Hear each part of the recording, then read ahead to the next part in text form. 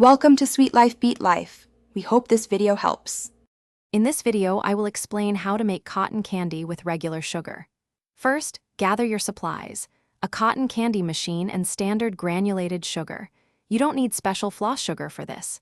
The magic happens when the machine heats the sugar, turning it into a liquid that then spins out as delicate, sugary threads. It's a fun and simple process that anyone can master with a few easy steps.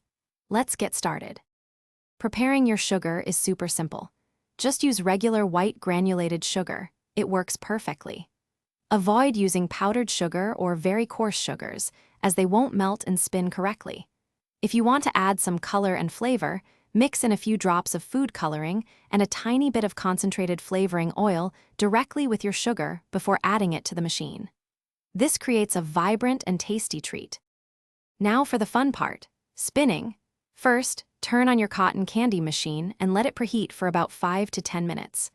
Once it's hot, carefully pour 1 or 2 scoops of your prepared sugar directly into the center spinning head.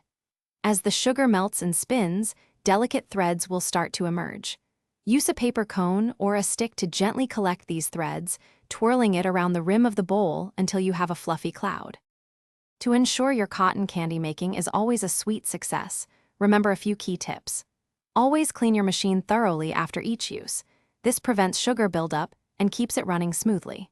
Don't be afraid to experiment with different types of granulated sugar or various flavorings to create unique treats. For storing, place your freshly spun cotton candy in airtight plastic bags immediately to keep it fluffy and prevent it from shrinking. Enjoy your homemade delight. Thanks for watching. Consider subscribing if we helped you.